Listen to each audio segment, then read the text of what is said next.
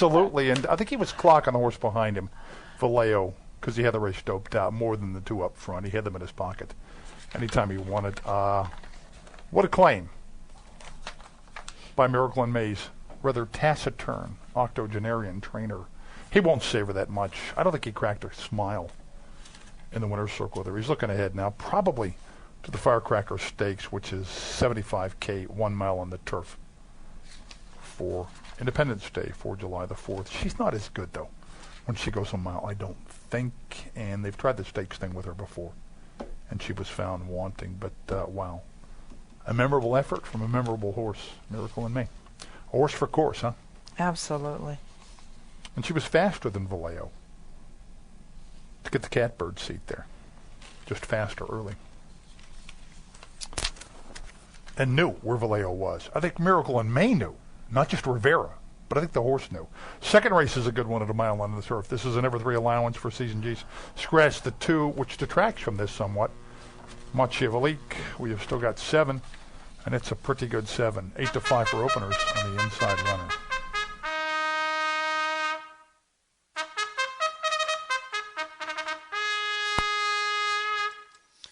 Runners are coming onto the track for the second race. This is an allowance over 1 mile on the turf course. Scratch number 2, Machiavellique. Number 1 is Only I Know, owned by Flying G Racing and Deborah Rombas. Andrew Ramjeet riding for trainer Deborah Rombas. Number 3, Gatewood, owned by Southwest Racing Stable. Brandon Whittaker riding for trainer Israel Garcia. Number 4, Big Shot Humour, owned by Mike Munner Racing Stable. Luis Rivera riding for trainer Brent Angel. Number 5, Honey Let's Show, owned by Catherine Jacob.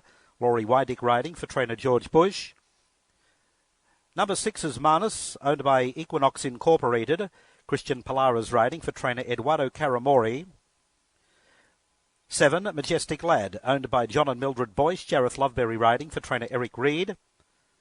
And number 8, Becknerville, owned by Andrew Ritter. Hector Rosario Jr. riding for trainer Byron Hughes. Win, play, show, trifecta, perfecta, 50-cent superfecta. Pick 4 wagering, post time in 6 minutes.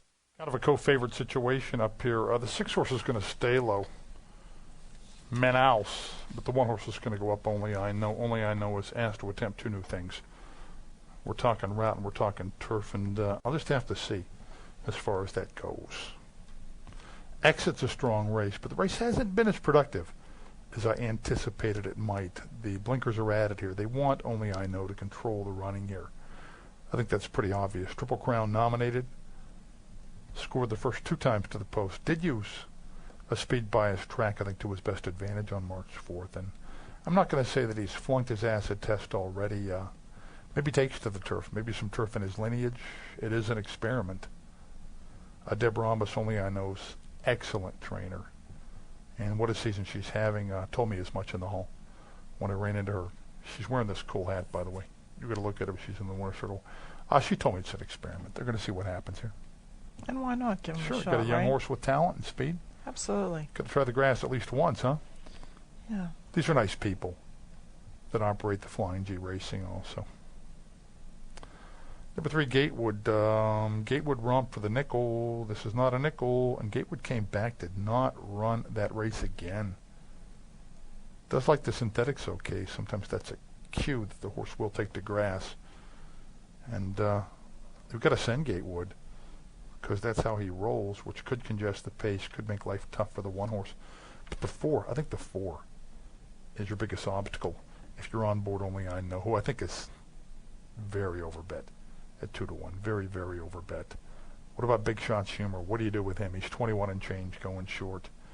And at a route, they're going to try for the lead. They have to with Big Shot Humour.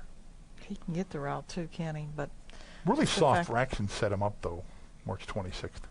The fact that he 21 and 445 and 1 last time. Well, the 2 times he separated, gained separation at the rocket stage of his races. He did go on to make the moon landing in the winner's circle twice there. So he wants to be out there by his lonesome. I don't see that in the cards here so much unless he's quarter horsed like you wouldn't believe.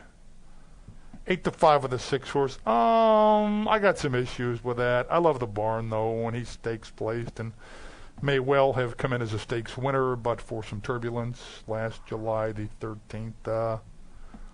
His best races have been on the engine, including that big purse success at Kentucky Downs. But off his last few, I don't know where they're at with his horse. I suspect they're going to rate him because he's in at a mile with all kinds of opposing speed. They take the hood off, so. Yeah, it kind of looks like they want to make him relax a little bit, huh? And what a good trainer he has to indoctrinate him to the stalking or rallying tactics. Karamori 3 of 4 here on this season. 6-horse skips a condition, though. Lost his last 3 by country mile. It appears off that Gulfstream race, which was grass, which he loves, to over-aggressed a bit since the maiden win and since those stakes placings. Plus, who knows if he really wants the distance. Look at his works, though. Not too shabby, are they? I get a lot of faith in Karamori. I do, too. Maybe not quite as much in the horse, because just he comes with baggage. He comes with question marks, I should say. He comes with question marks. And he's going to go short here. He's going to be bet. I mean, heavily bet. What about Becknerville? It sounds to me like you like him more than I do. I was a toss-up for me between the 6 and the 8. Becknerville shows that Indy race on the turf back in September. Now, he's been off. That's my question with him. He's been off. Well, he was off for the win, which was his best ever Beyer, right, on May the 14th, and comes into this one with fresh legs. The race I like from him, though, and the race that he would have to reprise to win this would be September the 11th, because that's a starter handicap with older horses in there. And he rated and tried to rally for a good number, and if they try to go with a 1 and the 4, it's going to be suicide on Rosario's part. Rosario's got a clock in his head. And we'll see if Becknerville is fit and can pass horses for victory. The 2 that beat him on September the 11th, that starter handicap, they're real good ones. Forever Sure, I think, is a 15-time winner. And the second finisher had quite a record in his own right. So the grizzled veteran win-type element was in there. And if he comes in with that kind of a performance, with those kind of tactics, then I would look out for him. But 5-2 is no bargain. Because if you read his running style from his wins, then he's got some serious pace issues tonight. 5-1 only on Majestic Glad, who's won his last 2 starts. But he's way better on dirt, it looks like, huh? I think this outfit, I think most of Eric Reed's clients want in the worst way for the runners to take the turf and synthetics, but I just don't see that in Majestic Lad so far. Maybe the good trainer Eric Reed knows something about those turf engagements that we don't, or something about the pedigree. It is certainly possible. Off the slowest Sam Houston win, when he could have phoned it in at the 6-5, I think he did raise his game to beat a surprisingly good horse, the upstart in my book, who took an allowance here at his next start. It's not italicized yet because the form was out before it happened. How about the 5-horse? 32-1 on the 5. Does have a 2-life allowance win here on the dirt. This would be first-time turf. I got to be up front. I would not take 6-5 on the 6. I think he's the most logical winner, but just too many unanswered questions for 6-5. Now, runners are about to move into line for the second race, and the first one to load will be Only I Know. Only I Know making his turf debut, stretching out for the first time, and also first-time blinkers. So a few unknowns here with Only I Know. Gatewood also new to the turf course, as are Big Shot Humour and Honey Let Show.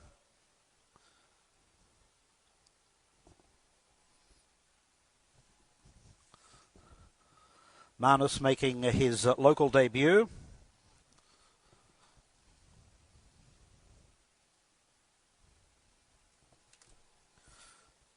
Now still waiting on Honey Let Show to come into line.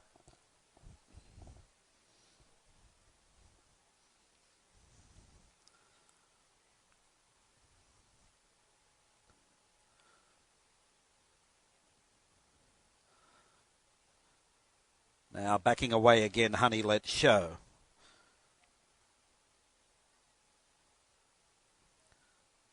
First race went to Miracle in May, 4th consecutive win. Now Honey Let Show coming forward again and goes in this time. Manus And the last two will be Majestic Lad and Becknerville, resuming from a 6-month layoff and making his local debut. 1 mile allowance on a firm turf course, and they're all set. They're off and racing. Breaking out a bit was Becknerville, and a Big Shot Schumer is up in search of the lead. Only I Know is second early, under a strong tight hold with a lap to go. Third early Gatewood, followed by Becknerville, and then comes Manus. Next to last Majestic Lad, and 5 lengths to Honey Let Show. They run to the first turn, 6 furlongs to run, and it's Big Shot Schumer on the inside, the leader. Only I didn't make that turn all that well, shifted out a little bit. Gatewood now moves up into second spot. Only I Know settles along the inside, now being passed shaded by Becknerville.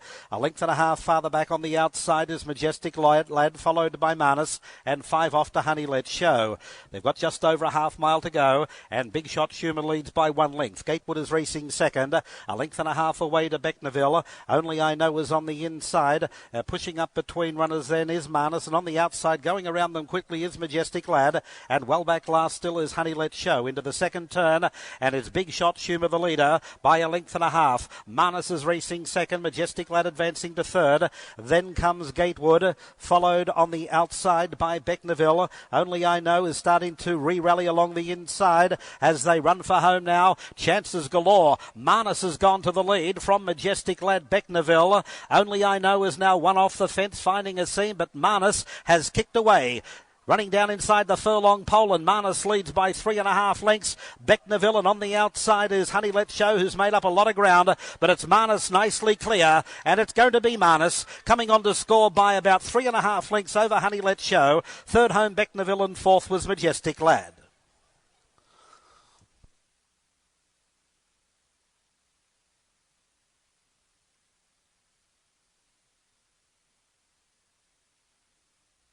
Running time for the mile was 1:35.50.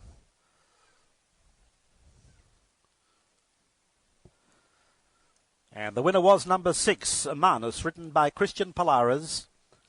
Second 5, Honey Let Show, Laurie Wydick. And third, number 8, Becknerville, Hector Rosario Jr. Numbers are 6, 5 and 8. Photo for fourth.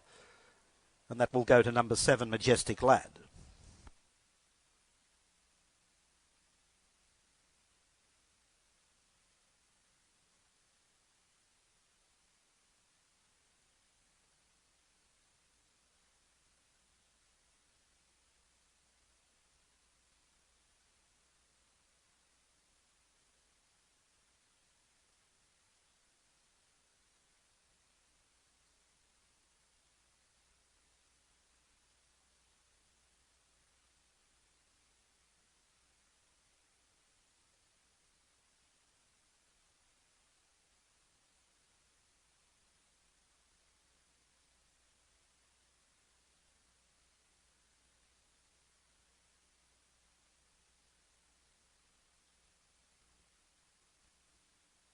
That result is official. Tote dividends, number 6, Manus, $4.40, $2.80 and $2.40. 5, Honey Let Show, $18 even and $8.60. 8, Becknerville, $3.20. The Perfecta 6.5, $53.20. Trifecta 658, $150.80. The Superfecta 6587, $713.60. And the Daily Double 1 and 6 returned $15 even. Post time for the third race, 7:47. Put Luciano Hernandez on number 1, Alluring Devil. Win, play, show, trifecta, perfecta, 50-cent superfecta. Pick 3, wagering, post time in 18 minutes.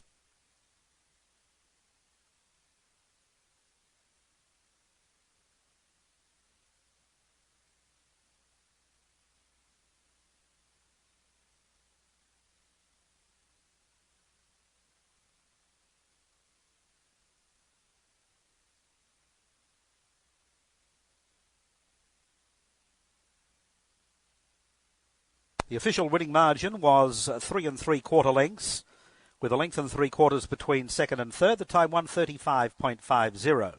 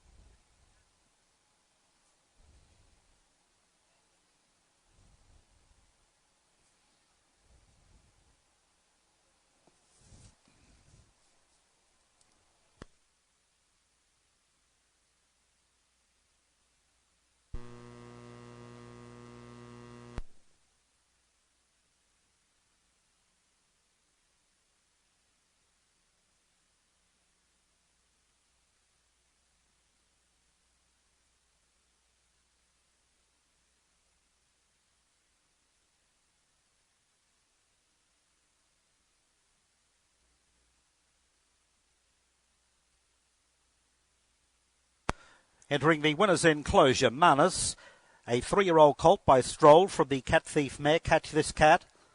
Manus is owned by Equinox Incorporated. He was ridden by Christian Polaris for trainer Eduardo Caramori. And Manus was bred in Kentucky by Greenwich Cattle Company.